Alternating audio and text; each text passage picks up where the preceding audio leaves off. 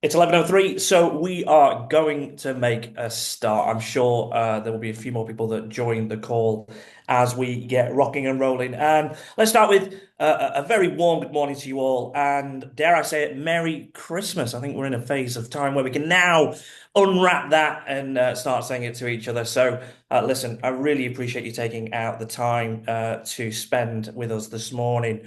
This is our fourth and final Talking Shop webinar of the year. And we've got a really exciting agenda and lineup for today's session, which, as you can see from the title screen, will focus on all things creative. Today, we'll be looking beyond the basket to understand what great creative looks like and how this successfully captures shoppers' attention and what some of the potential roadblocks in this process might be. And I'm delighted to say we've got a really great panel of industry experts joining us this morning. And I'll be shortly taking questions from those guys, answers to those questions on what makes great creative. So, without further ado, let's get stuck in. Now, very quickly, for anyone who might not be familiar with SMG, we are the leading commerce media group in both the UK and the US.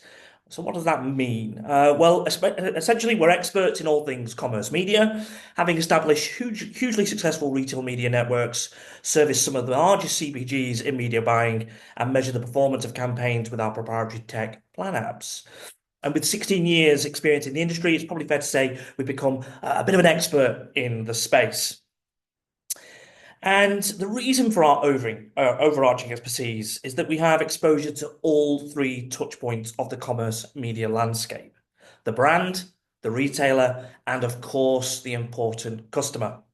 Ensuring that the ecosystem is mutually beneficial is our specialism, meaning we're perfectly placed to provide an overview of great creative as part of today's presentation. So, with that in mind, I brought neatly onto the topic at hand, which is why is great creative important to us as marketeers, brand owners, retailers? Well, firstly, from a commercial perspective, because it's vital to driving a return. Nielsen research indicates that creative is in fact responsible for over half of a campaign's ROI, meaning it's vital that this is done right. Otherwise, you're going to be setting yourself up for failure before you've even gone live. In a crowded retail space, it's not enough for ads to simply be present. A well-crafted creative does more than look good. It captures attention, it builds a connection, and it makes a brand memorable. And when consumers feel connected to messaging, they're more likely to engage and therefore ultimately to buy. And let's not overlook the industry we're all playing in. It's commerce. And commerce by nature is cluttered. Shoppers are bombarded with thousands of ads and promotions every single day. Compelling creative can be a differentiator that makes a campaign successful in that busy environment. Strong visuals, targeted messaging, and unique storytelling are all the ways creative can cut through that noise. So why do we need our commerce creative to be compelling? Well, the commerce environment is an incredibly challenging space for brands. Firstly, you often have shoppers who are highly distracted and on autopilot. They could be shopping with their children. They could be in a rush. And as a parent myself, I guarantee if they're shopping with children, they're going to be in a rush. And this makes it much harder to interrupt them with your message. Secondly, if you imagine the average grocery store or website, there's hundreds of other brands and products to compete against, all within the same space.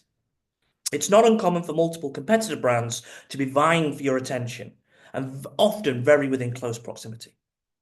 And lastly, we don't have the luxury of a 30-second TV advert anymore to communicate everything we want to say about our brands, with shoppers often taking just a few seconds to make a final purchase decision.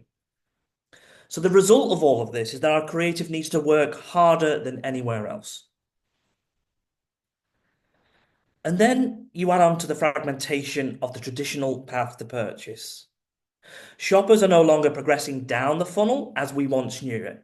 Instead, they're bouncing across a variety of different channels as the lines between above the line and below the line begin to blur. And what this means is that we need to consider creative to an even greater extent to ensure that it's compelling when displayed on any media channel at any point during that path to purchase. And so, what should commerce creative be built upon? Firstly, it's the insight that drives it. In a data-driven world, it's vital that we're employing a variety of data sources to understand what will make creative compelling to shoppers, and subsequently to optimize performance for the next campaign, and the next, and the next, and the next. It's important to leverage data and insights both pre and post campaigns when refining creative ideas, especially as data banks continue to offer greater depth and become even more valuable. Secondly, we need to creative to provide a compelling reason to buy or engage with. Compelling creative cuts through that noise by speaking directly to a consumer need.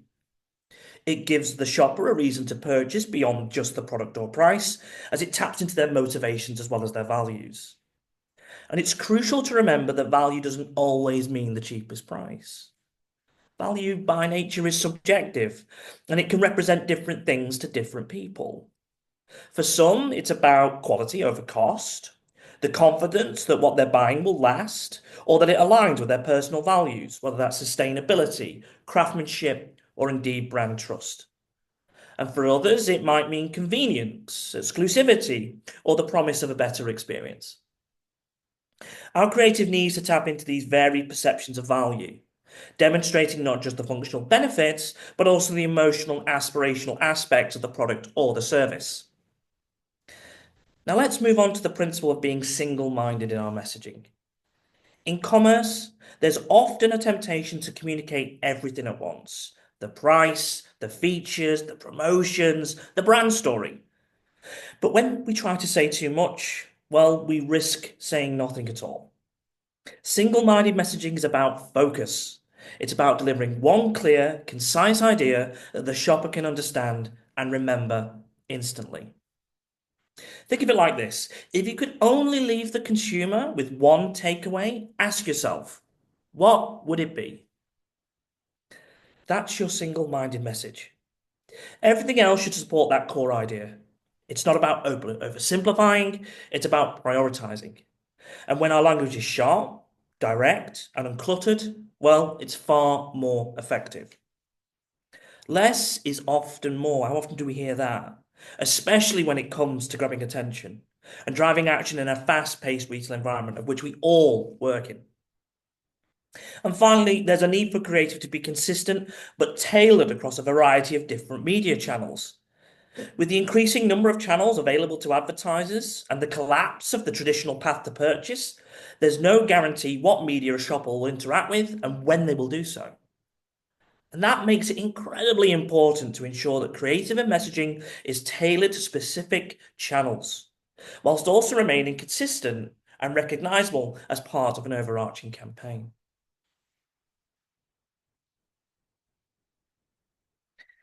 Now, at SMG, our creative philosophy for creative work is summed up in 3 letters. ACT, ACT. And this acronym embodies how we design impactful, effective campaigns that resonate with shoppers and deliver results. So let me start to break that down for you. Attract. First, we need to attract attention. Shoppers are constantly bombarded with messages in the retail environment. Standing out in this crowded space is no easy task. But it's essential to cut through the noise. Our creative work focuses on grabbing attention through 1, unexpected concepts. We aim for ideas that surprise or intrigue, therefore sparking curiosity. 2, impactful design and art direction. That means bold visuals, striking colors, and engaging formats that capture attention instantly. And 3, quick red messaging. Shoppers move fast, we've mentioned that. So our copy and our visuals must convey the essence of the message in just those tiny few seconds that the customer is willing to engage with them. Think of it as a visual handshake, a first impression that demands a second look. Connect. Once we've captured attention, the next step is to connect emotionally as well as intellectually. My wife asks me that all the time. This is where we build brand recognition and loyalty. Key elements here include, number 1, storytelling. Every great campaign tells a story that shoppers can relate to. We weave the brand narrative into this story, making it memorable. 2, product integration. The product isn't just present, it's an active part of the story. It's visible, it's relevant, and it enhances the message. And number three, it's clear, tangible messaging. We communicate simple, relatable ideas that make shoppers think or feel something real. Connection is what transforms a glance into an engagement. It's how we make a brand not just seen, but remembered. And finally, transact. We've attracted attention and we've created a connection, but now we need to drive an action. Here's how we make that happen. Number one, clear calls to action. We guide shoppers on what to do next, where to buy, how to buy, and why now. Product navigation, using recognizable pack visuals and colors that help shoppers easily find the product on shelves. And three, retailer integration.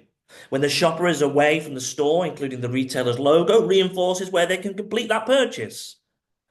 And it's this final step that turns interest into intent, and ultimately intent into sales.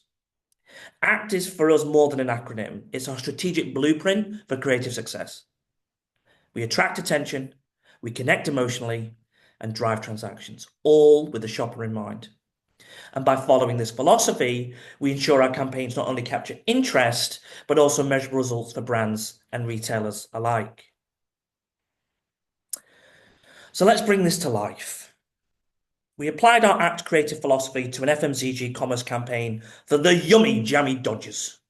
This campaign leveraged the ACT framework across multiple channels, ensuring consistency, engagement, and clear calls to action. Our first priority was to attract attention in a busy retail environment, and here is how we achieved it.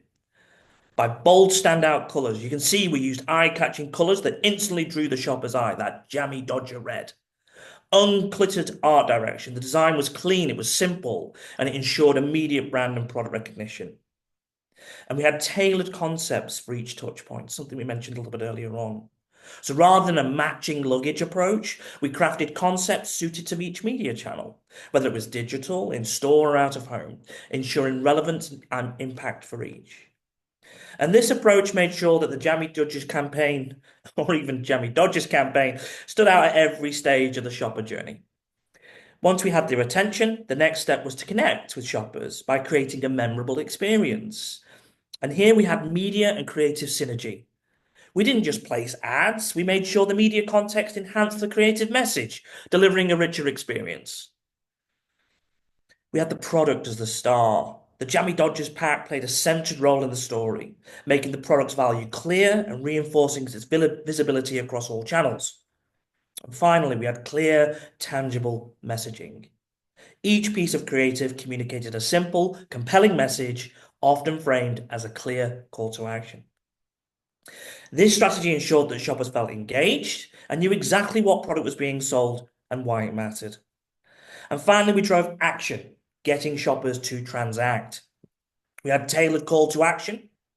Every piece of creative included a clear call to action, guiding the shopper on what to do next, dependent on where they were in that journey. And contextual transactions. The messaging varied by touch point.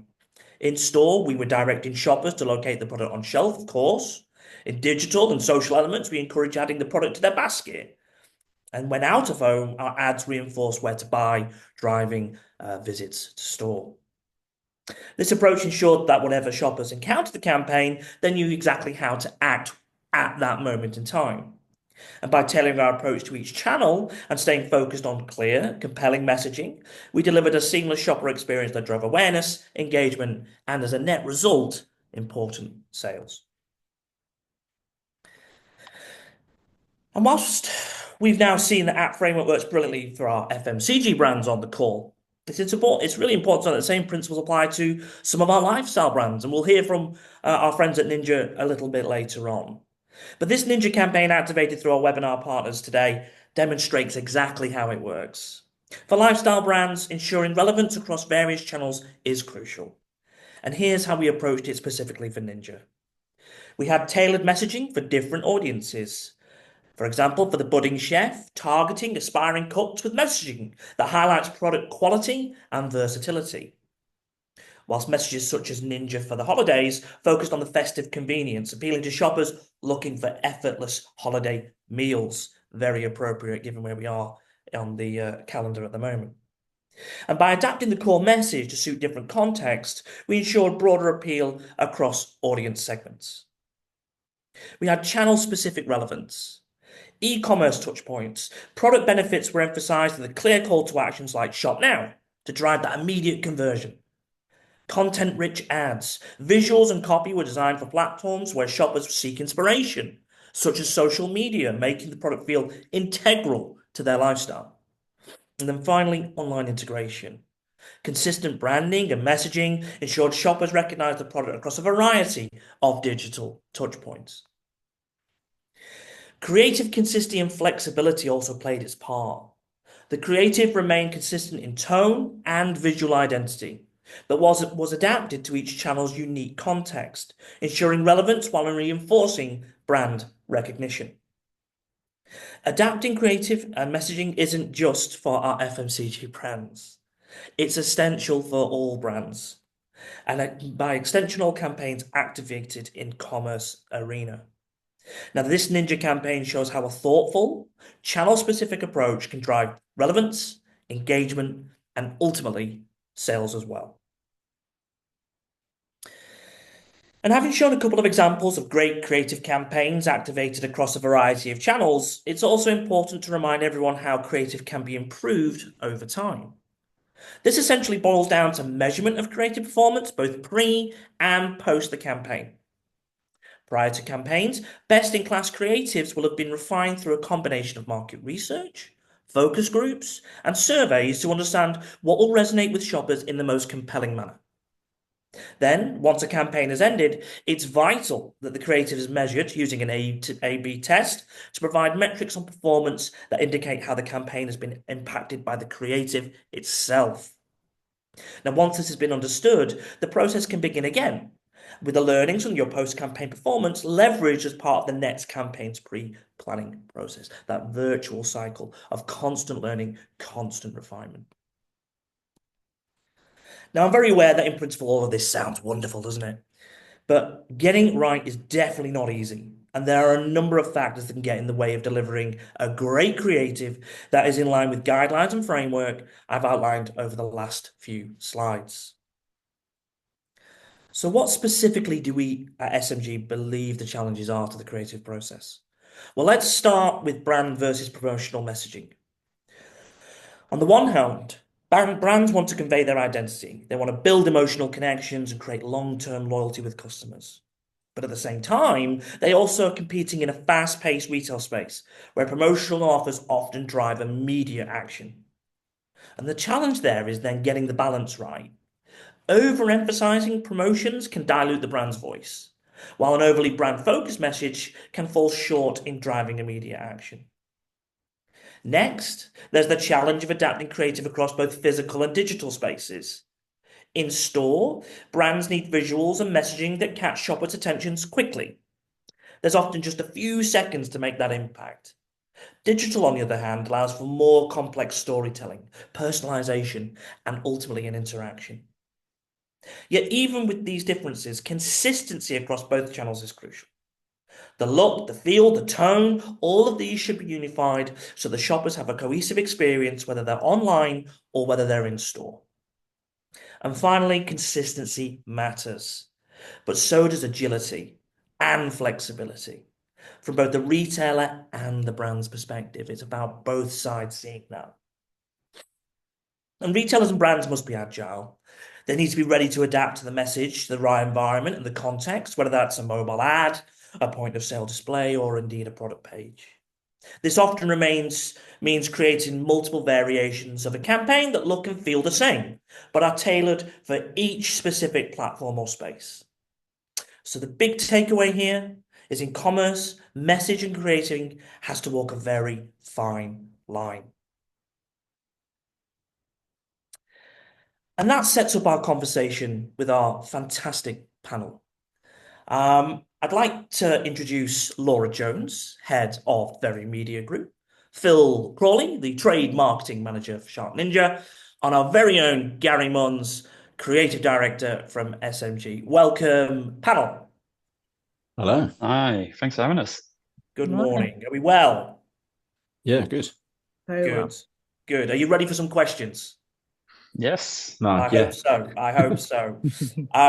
Listen, I'm going to try and get through as many as I can because we've got a good chunk of time, and I think it's important we allow our guests to hear your views and opinions. So the first question is going to be around the brand versus promotional messaging space. And Phil, if it's okay, I'm going to come to you first. Sure. In your opinion, Phil, how do you strike a balance between brand building and promotional messaging in commerce media? Awesome. Yeah, thanks for having me. And yeah, thanks for the glowing write-up on one of our campaigns as well, which was fantastic to see. I guess for me personally, it is a balancing act, and unfortunately for me, it's not a one size fits all approach. For a company like SharkNinja, we work within basically 32 different product categories. So it's obviously the air fryer and well known for air fryers and vacuum cleaners. But it's a case of obviously we've got all sorts of brand new product developments that come through in different categories as well. So we've kind of got loads of mini sub brands within our kind of core brand of Shark Ninja.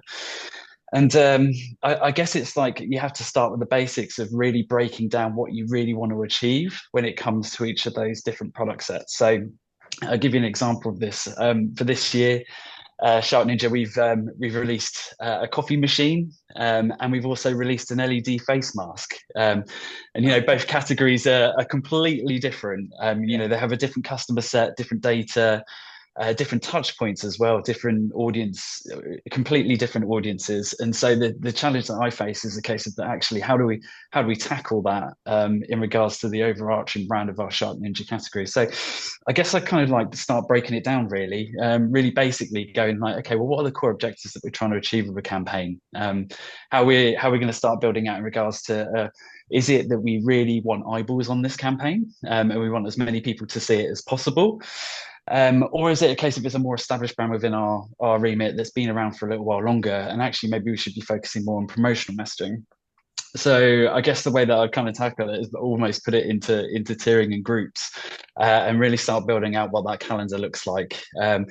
We try and look at it in kind of 6 to 12 month calendar and be like, okay, well, let's start mapping out what that looks like. And it's a case of then we start putting together what that creative looks like behind that campaign as well. So ultimately, the creative will look completely different across all different product sets, but it's a case of that really what we're trying to achieve is that alignment from what we do from a brand and ATL perspective, to really make sure that the stuff that we're producing is converting. And Yeah. just to ask a question on that, if you don't mind. So, if you also then overlay the retailers into that, I assume you have to consider their guidelines and whatever promotional messaging they might have. Is that something you Absolutely right. row with Yeah. or try and row against? What's your opinion? Yeah, so that's exactly it. So it's almost like we've got our products, all of our different products and product categories and audiences that on one side, and then we have our retailers and our retailer subset in regards to their strengths and capabilities as well. So, I'm working with a whole host of different retailers, and different retailers have different kind of audiences and different types of shopper that shop within them. And we're probably one of, there's very little brands out there that will have, trading with one retailer and then work with a completely different beauty retailer, for example. Sure. And that's, kind of the challenges that we face on our side as well, is that really making sure that we're playing to the strengths of that particular retailer as well, and playing into their creative as well. So again, they've obviously got creative strengths and core kind of creative that they lead with, but also from a data perspective, perspective as well, is that they've got really good strength of data that we can utilize as well, and it's almost about that closed loop of like feeding back between our own kind of brand teams, and also retailer strengths, and then creating that campaign as well. Super clear. Thank you very much, Phil. Very comprehensive. Laura, I'm going to come to the retailer if that's okay. Yeah. We'd love you to, if you're able, to share any insights on when, I suppose, promotional messaging might actually weaken brand perception or indeed vice versa. I think we try and think about it in the sense of, customers still want to be inspired regardless of the creative that we put out there.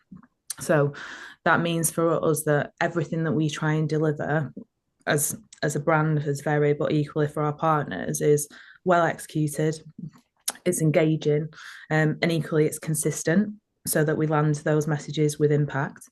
Now, that's a big part of the sort of overall brand platform consistency.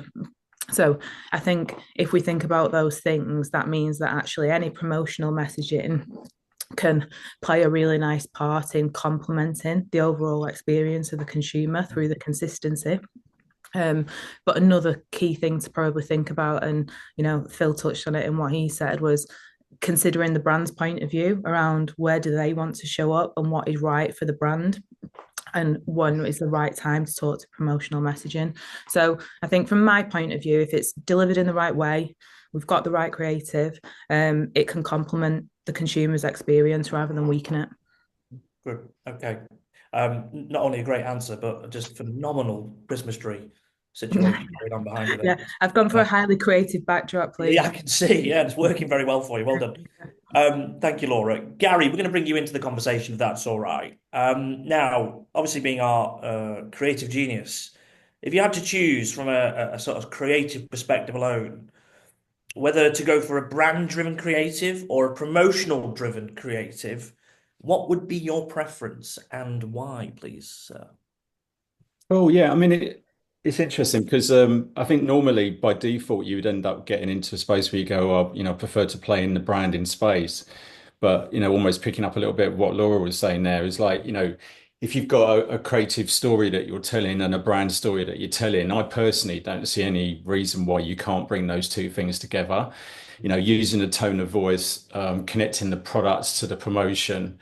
I think we live in like you said earlier on, we live in a world where, because we're at that transaction end of the journey, and in that space and in that retail space where we're trying to get people to buy stuff, we automatically jump straight into that, price or value, or the sort of quick wins that get people to respond to stuff on a short-term basis.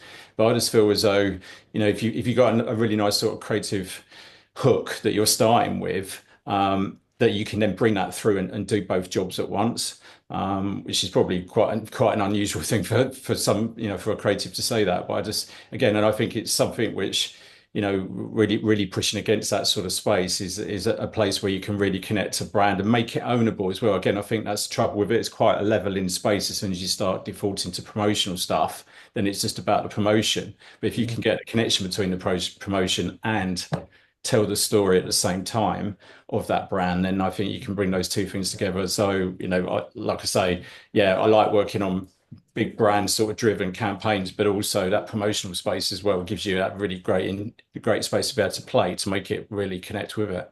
And is it easier to work on one or the other, or is it kind of one of the? I think again, it's always going to come down to the brief and the insight. Is there an insight that's connected to the promotion? I think is always a really interesting space. Why are we running this promotion, or is it just because literally we just need to get some promotional element into it? But trying to connect that back to the product, to what you talk about within that brand. And I think again in that tone of voice space as well. I suppose when you're working on brand stuff, that by default you're working at the front end of it, so you're creating a brand and it's a bigger story and it's going to last longer, and you might be able to tell that across a longer term basis because it's not such a short term situation. That might give you some more creative scope. But again, like if you've got a big enough brand idea, you should be able to, be thinking about how does that work when it becomes a transactional promotional piece. Therefore, it should then sort of be able to link straight into it and work together. Yeah. Okay. Thank you, Garry. So we'll move the conversation on to data and how we use that to inform better creative choices. I suppose a question for each of you, but I will come to Laura first. The first part of that question is, are you currently measuring your creative? And if so, how easy is it to even do that? And, what metrics do you find brands that you work with value most when looking to evaluate their creative performance? Yeah. Well, I suppose the first question to answer it is what was the strategic objective that we were trying to deliver as part of the campaign? Every brand is different, and we like to very much have a tailored approach to all brands that we work with. We work with over 2,000 plus brands at Very. Each one who we're delivering campaigns with may have a slightly different objective. So getting alignment at the start of the process is key. What is it that we are setting out to do? And setting our data teams up as part of the Very Media Group up to be able to demonstrate the impact, and equally have that virtuous circle of feedback at the end of the campaign results is really important. So alignment is key. But to be really transparent, each campaign varies. There's engagement metrics that some brands are really focusing on. There's awareness metrics that some brands are really important to some brands. We've got commercial goals. Let's not forget we're retailers. We're brands. We're trying to sell products, and then underneath all that, there's customer insights, and different types of customers that brands are trying to tap into as well as part of their own strategy. So I think in honesty, it varies, but alignment at the start is key. Is what are we setting out to do? How are we going to get there? Do we have the data to support? Is the answer. And is it in your mind consistently on the agenda with brands when you're talking to them? Is it more in the mind's eye now than perhaps it was just 12, 24 months ago? Always. Yeah. DNA. So creative and insights, how we measure, super important, and how that evolves. Yeah. Okay. Phil, I can see you nodding along furiously there. I feel like Fiona Bruce now. This is fantastic. How often are you leveraging data to inform creative ahead of campaigns? And how far is this typically done? And what data sources are you using to do so? Oh, yeah, really great question. I think, from my point of view, touching on kind of what Laura was saying there as well, is that, I personally, the way that I work in my role is that I'll never make a kind of a budget commitment without knowing that I'm going to get some data out at the end of it. So I've got loads of cheesy phrases, so I'm going to bring up a couple now. So the first one is data wins arguments, which is one that I say all the time here in the business, that there's absolutely no point in investing in a campaign if you're not going to get some sort of learnings off the back of it. And then the other one I say quite a lot as well is, God, I'm going to get killed for this afterwards, but is the juice worth the squeeze? Which is a phrase I learned actually in my last company, but basically it's, we could put a load of time, effort, energy into a campaign and the way that it's executed. But if you're not really understanding what you want to achieve at the end of it and having that core objective at the end of it, then what is the point of doing it? And is it really worth doing? So yeah, that's kind of a couple of touch points there. I think from my point of view as well, at SharkNinja, we are a very data-led business. We're always making decisions on different data and different touch points, right from day dot, really. So it's quite insightful learning about some of our product development teams at our side in regards to like where we make a decision to then go ahead and actually produce a product. And coming back to the core of what SharkNinja is all about, is essentially solving consumer problems. So they will literally spend, days and weeks and months learning about consumers and what their pain points are, and basically try and come up with innovative solutions on how we actually then solve that issue.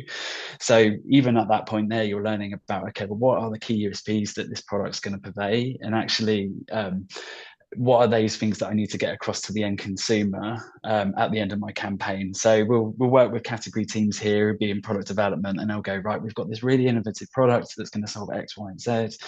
And these are the type of consumers that we really want to go after with this messaging.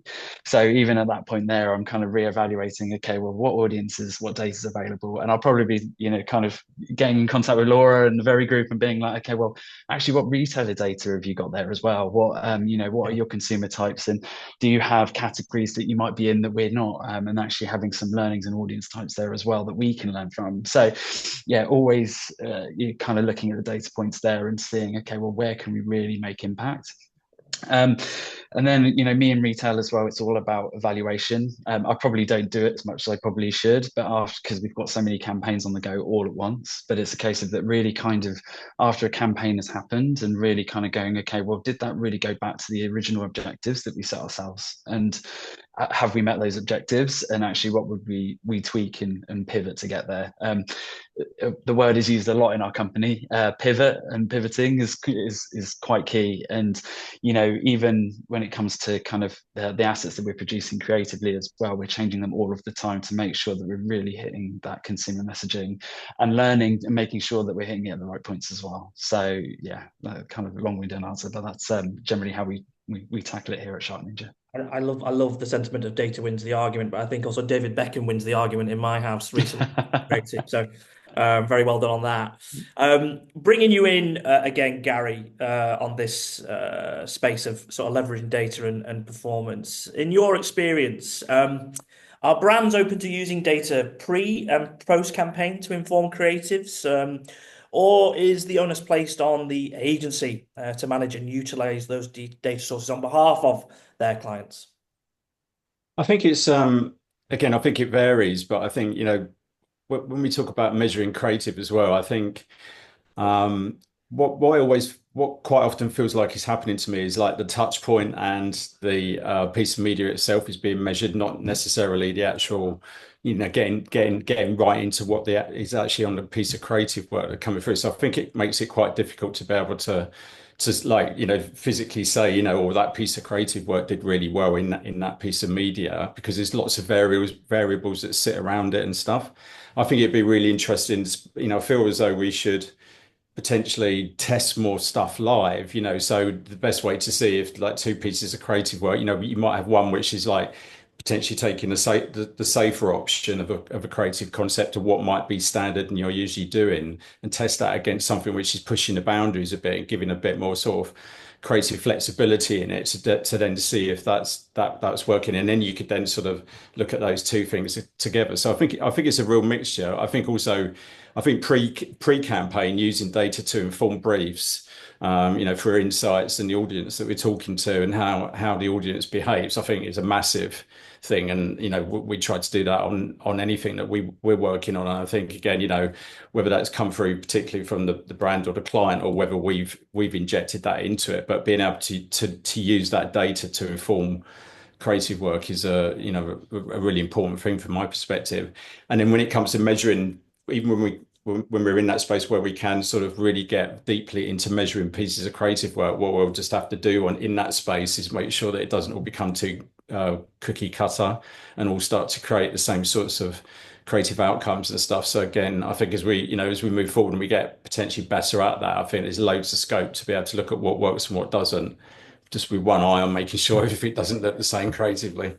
Well, that's a perfect sort of segue into my next question for you, Garry, which is about maintaining consistency in both not just the creative, but the messaging across those range of channels. We talked earlier about the fragmentation of the media market and just the almost eye-watering channels available to both brands and retailers now. How do you cut through that and make sure that what we're creating in a creative space remains relevant to each platform? Yeah, again, I think, I've always had the belief that, shoppers are just inundated with millions of messages when they go into a store. So we've got to try and find a way to cut through. And I think that the best way to do that is to tailor how you're speaking to them and where you're speaking to them at the same time. So, adapting that sort of creative idea across the different media channels is is really key to it. And that could be making it more contextual, more memorable. I think the way to do that and to keep that consistency going is that you have to start with an overarching message creatively, which, as you said earlier on, ideally is single-minded, and then you've got your art direction and your idea, and we kind of people call them key visuals, but I almost call them idea visuals, which is that's your idea, that's your concept that you're going to take across the whole journey. And then you then start to pull that apart and then look at how you can actually use the elements from that across those touch points. So where does the pack need to go?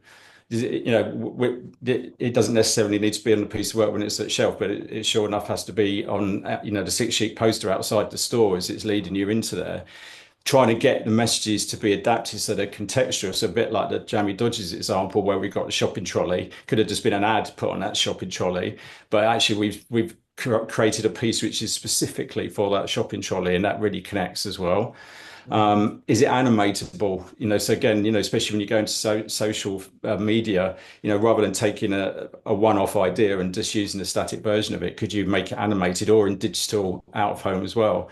And then making sure that you adapt that messaging across the dwell times is really key as well. Because again, you want to talk, you're going to talk to someone in a different way on a 6 sheet poster outside the store than you are when they get to shelf and you're trying to get them to complete that transaction. But the key thing with all of those is to make sure that it all ladders back to that concept. So if you land on that big concept, that big overarching single-minded message piece of visualization that you've created, if you keep backtracking to that, then you can pull that out and evolve that across the journey. Yeah, really clear, Gary. Thank you. Phil, I'll come back to you if that's all right. Obviously, you're a brand owner, a brand builder. To what extent are you considering how a campaign will translate into the commerce environment? Yeah, really great question. I think from my point of view, obviously working in a retail marketing role, I always need to make sure that I'm keeping an eye on conversion and making sure that's a prime metric that I'm kind of considering.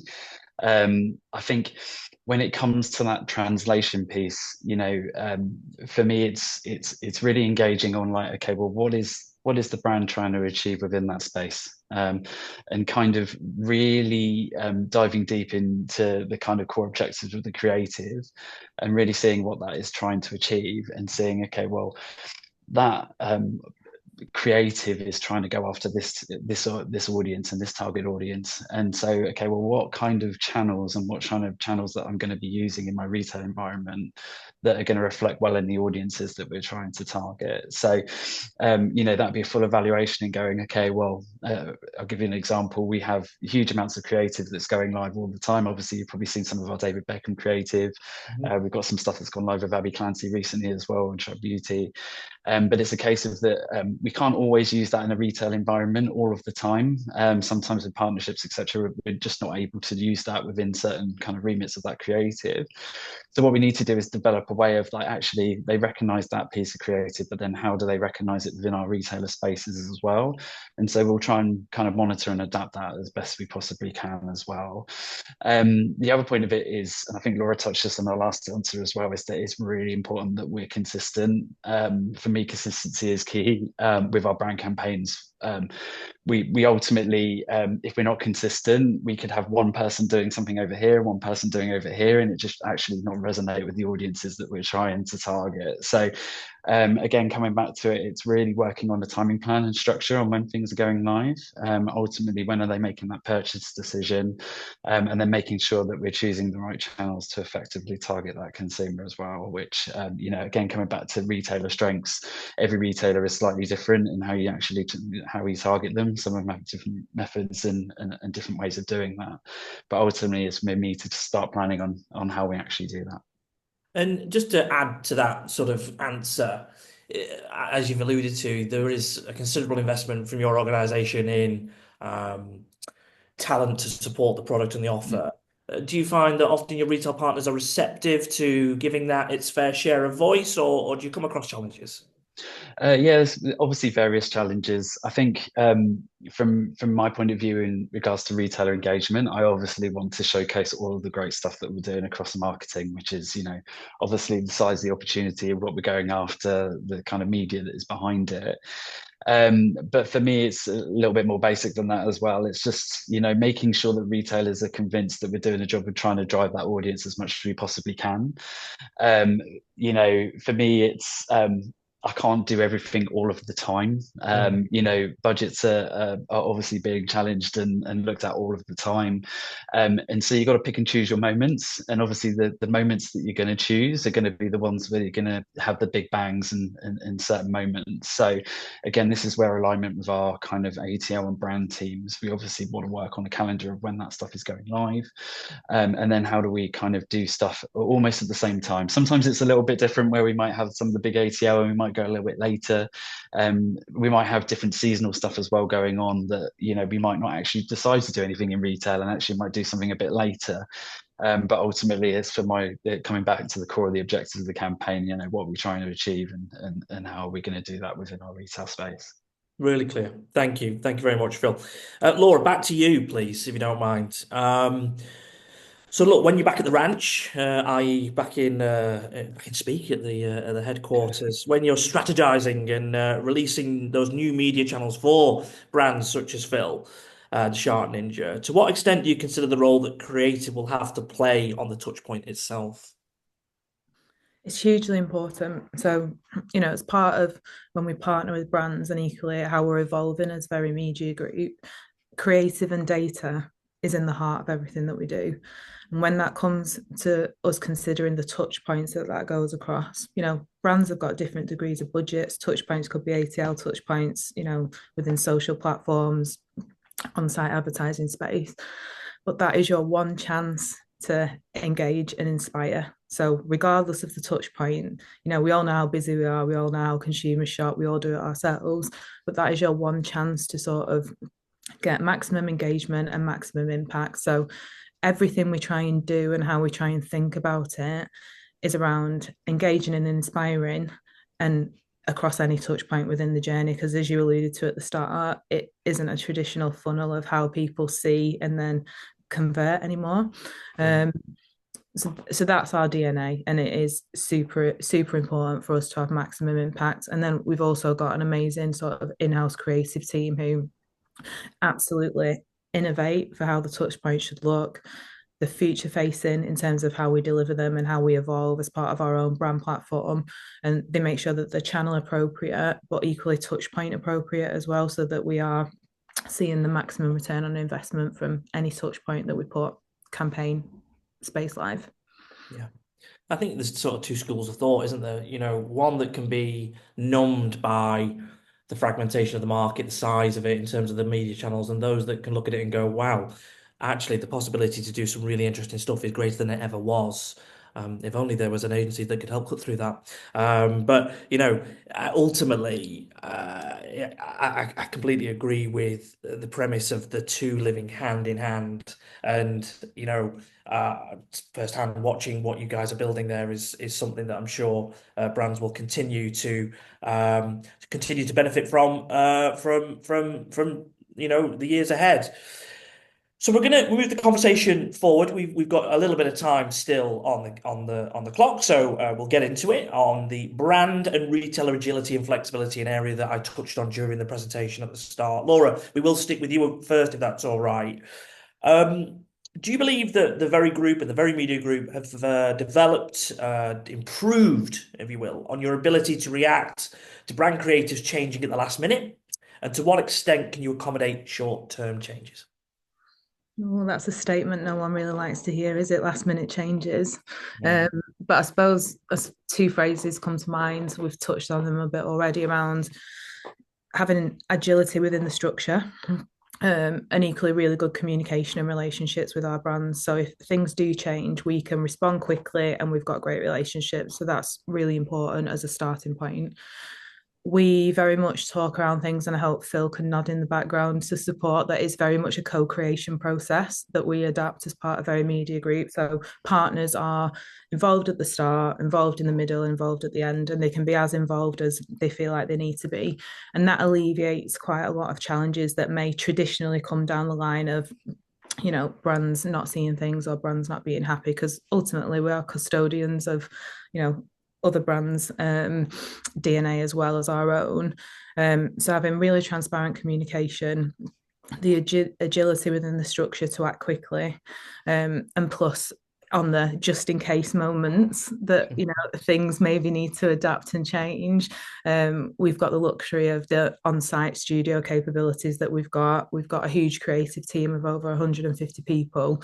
So that can really help on those just in case moments if we need to react and respond quickly, that we have that on site. As long as they remain just in case, not just a way of working, right? Just in case, those are. Yeah. Otherwise, you'll look like me. Right. Phil, over to you. The brands, the naughty brands that say, sorry, the availability's poor and we're not going to be able to get it to you this week, so you need to push the campaign back. That's a sweeping statement, mate. I'm sorry. It wasn't directed entirely at you. But in turn, has your setup changed in any way as a reaction to the increased emphasis on, personalized and agile creative changes? Yeah, absolutely. I think, I come from back when retail was, 20 years ago. And, the only data touch points that we had were your kind of sales data and kind of feedback from stores. And just the way That's that the the world's insight, wasn't it? changed. Yes. Yeah, exactly. That was it. That's all you got. So, and, I think from my point of view, it's kind of like, the data is so instantaneous now as well that basically you can really get down to the analysis on the campaign so quickly now that actually you've got that ability to be able to, my favorite word, pivot, as almost instantaneously. And again, that comes down to a creative sense as well. We also look at creative and go, okay, well, is that really doing that product in the best light, in the best sense? And we kind of have to ask ourselves questions there as well. So in regards to setup, me personally as well, I'm always asking myself those questions of, okay, what else can we do more of, and what else can we do better, and is this resonating with the customer in mind? So yeah, ultimately it's kind of one of those things of, when it comes to personalization, it's difficult to do minutely, but it's a case of that I'm always thinking of myself as a consumer and being like, okay, well, would I resonate with that messaging, and would I then pick up and go and buy that product? And yeah, it comes down to actually then, have I got the right touch points in place to be able to make that happen? And without giving away any sensitive secrets, Phil, do you, when you're making decisions at the start of the year or even a mid-year point following maybe a reforecast or whatever, are you thinking about creative as much as sales when making those investment choices as to where you're I going to back and who you're going to support and where you're going to, I suppose, double down on? Yeah, absolutely. Creatively, for me personally as well, it's kind of like one of those, you can copy and paste quite a lot of campaign work that we do, and that's not the SharkNinja way at all. It's a case of that, we're always trying to push boundaries at SharkNinja.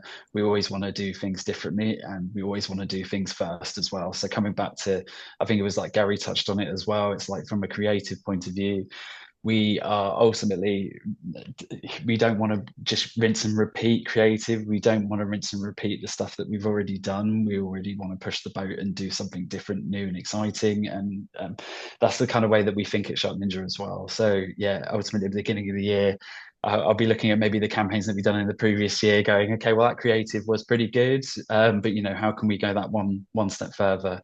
And that's what I'll be challenging Laura and Team Very and all of our retailers to do, is like, okay, I don't want to be boring. I don't want to copy and paste. I want to look at it in a fresh light, and I obviously want to challenge ourselves and making sure that we do the best that we possibly can. Right. Thank you. So we've obviously had this conversation very much focused on obviously commerce media and retail media specifically. If we just zoom out just a little and you reflect on the window of time we're in, this is the hot pocket in terms of activity for Christmas ads and Christmas campaigns. We've also got the Jaguar situation going on in the background, which I'm sure everybody's aware of and will have an opinion on, but I'm not going to open that box today. Can you sort of, each of you, just play back to us an example of the campaign that stood out to you this festive season? They're all live now, they're all out there. Why do you like it, and why do you think it's great? What's really touched a nerve with you? Laura, I'll start with you. Okay. No pressure. I hope I don't steal someone else's answer as well. So I suppose of outside of Let's Make It Sparkle, which I have to reference because the Of team course, yeah. won an award for I that. think Jess is on the line. Yeah, quite right. So, huge success for the brand team there on Let's Make It Sparkle. But to be objective, I'm going to look at it from the perspective of what is getting my household engaged at the moment. So that consists of a 3-year-old, a 2-year-old, and a 45-year-old. And I think that the TUI advert, which is the elf on a shelf, the Live Happy, where the elf goes on holiday, Yeah. the break from Santa, is a really nice way to sort of, get the character world out there. It's got a sense of humour, broad audience, if you take my household of 45-year-old to 2-year-old, and it keeps my kids quiet for 30 seconds while we all have a bit of a laugh. So I think that's a good execution of a campaign, culturally relevant for this time, because I'm sure there's a few parents on the call that are already panicking on what's the elf doing tonight. Yeah, quite right. Yeah. And I saw that for the first time last night. So your example is perfect. Yeah. No price, no product. It is all about the sentiment of a brilliant holiday. And obviously, those elves taking time out after a busy December. Thank you, Laura. Phil, what stood out to you, mate? I was going to do similar one to Laura and basically plug our own campaign work and say, oh, it's got to be David Beckham and I was Ninja the going to say Holidays. I But should have just put a block to all of your own stuff. Yeah. exactly, they should have just done that, right? But yeah, I think obviously there's been loads of really great retail creative. I think there's kind of the two standout ones for me. One is the John Lewis ad. Obviously, it's a big one, big moment every year, and I think they've delivered this year. I think it's actually how it's resonated out there in the market, and actually what other product specific stuff that's happened afterwards, and also all the digital touch points you see afterwards as well. I think I've just seen it everywhere, and yeah, for me personally as well, it also touches on the heartstrings as well. So you're always referencing back that original creative that you've seen. And then the other one was probably the boots ad as well that I really really like as well. The Mother Christmas getting ready for the holidays, and I don't think I'm like Santa and sleeping through the whole holiday, but I think yeah, it's a fantastic campaign creatively. I thought it looked really great, and also again from the product perspective, they followed it quite instantly with what's behind it as well. So yeah, again, those two are the ones that stand out for me. Thank you. And I'm sure we do have a lot of our Boots Media Group colleagues on the line to make sure Mr. Pete Markey hears that feedback. Garry, what have you seen, mate? And what stood out to you? The one that I love watching at the moment because it feels really nostalgic and fun and really nicely produced, and it'd probably be a bit of a surprise that I pick it, but is the Barber one, which is Shaun the Sheep, Oh, created by yeah. Aardman. I just love the idea of taking the B to turning the name Barbara into B double A. I think that's a little bit of branding. The whole story is great, and then they took it out into beyond the TV ad and created some limited edition wax jackets, which they worked with Oxfam on. So yeah, just overarching concept of a gift of warmth this festive season. I think was brilliantly brought to life in the ad. Yeah, couldn't agree more. Couldn't agree more. So, Lus, we're now a final question, and it is a very, very quick fire question, and perhaps, in my view, one of the most important we may answer today. Home Alone 1 or Home Alone 2? Laura, where are you going? One, the OG. 1. Garry. Two. So we go to Phil. New York. I'm going to yeah, it's got to be New York Oh, all the see, I'm all way. about the original. Right. Well, look, that brings our final webinar of the year, Beyond the Basket, to a close. I'd like to say a massive thank you to our panel, Phil, Laura, and Garry. Thank you very much for your time.